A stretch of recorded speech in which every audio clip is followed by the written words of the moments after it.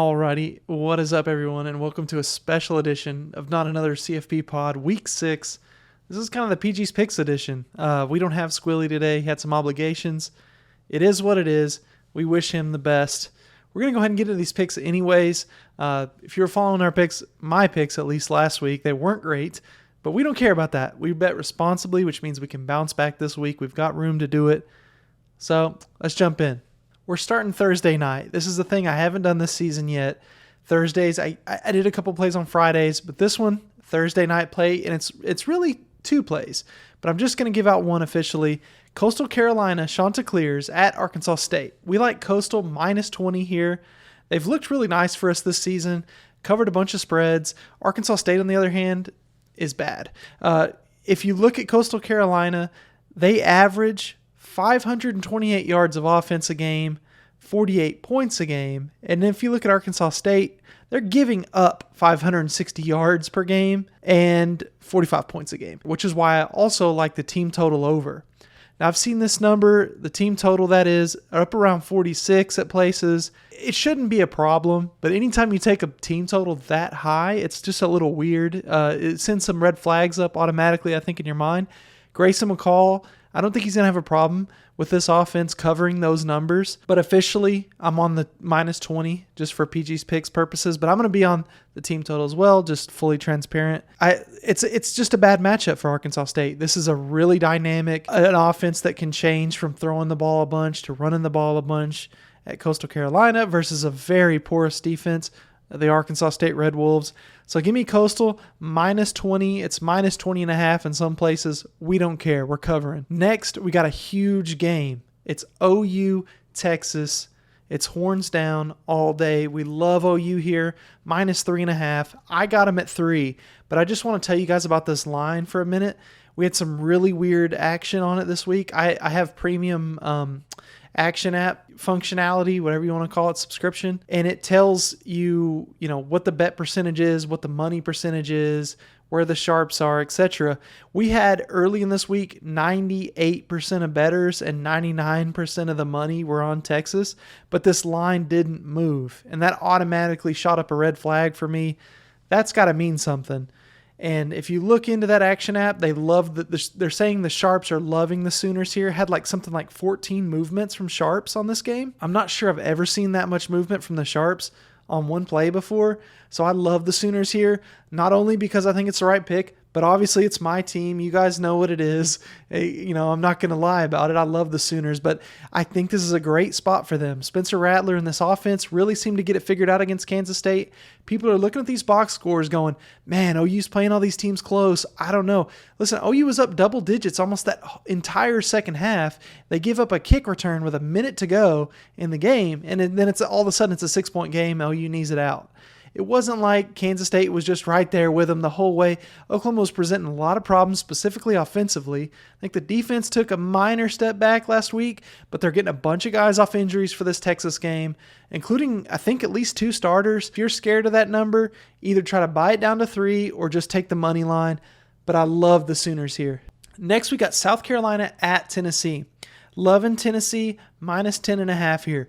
Tennessee last week, they switched to Hendon Hooker as their full-time starter. They won the game against Mizzou 62-24. Now, they put up over or almost 700 yards of offense as well in that game. Hooker's got them going. Josh Heupel knows what he's doing. South Carolina, I want to like him because I like Coach Beamer a lot. But this is just a mismatch. South Carolina's not there yet. Tennessee's got a lot of confidence. They're breaking out some black alternate uniforms that their fans are going to be up and excited about. The players often, respond in a positive way when you do some cool alts that they haven't maybe worn yet. And these are some really sweet black ones. You should check them out. I think they're on their social media, on Tennessee's social media if you want to check them out. Number has moved to 10.5. I don't think that's really a problem. I think they win by 14 plus. I think SP Plus has this as a 15-point win for the Volunteers. So give me Tennessee here. Next, we got Michigan State at Rutgers. Love the Spartans, minus 5.5 here. I think I locked this line in at 5. 5.5 is not real different from that. I like Rutgers. I like what they've done this season with Greg Schiano, but here's the problem. They've gotten beat up by the Michigan Wolverines and the Ohio State Buckeyes in back-to-back weeks. That second week against Ohio State, they looked a lot worse. It looked like Ohio State just had it rolling against them. I think that's going to cause Rutgers to be pretty beat up here. So this will be a noon game there in New Jersey. But I think the Spartans with Peyton Thorne, they've got that dynamic attack that can also run the ball, obviously with Kenneth Walker III. I think the physicality here, a third week in a row for Rutgers, is just going to be too much. So give me Michigan State -5.5.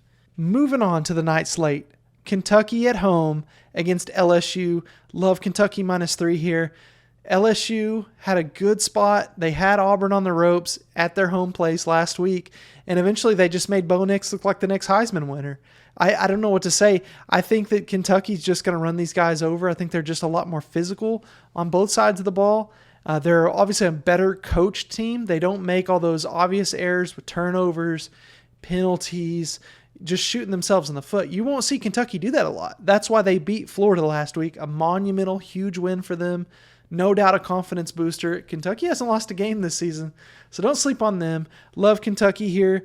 LSU's coach, Ed Orgeron, is on the hot seat, no doubt. That affects the locker room.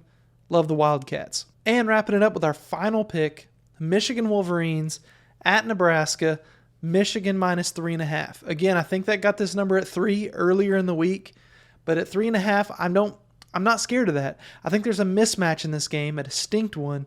If you look at the defensive line of Michigan versus the offensive line of Nebraska, there's a defensive end. You're going to hear his name a lot. Aiden Hutchinson. Remember that name. He's going to run right through these bad tackles that Nebraska has. They're going to give him one-on-ones.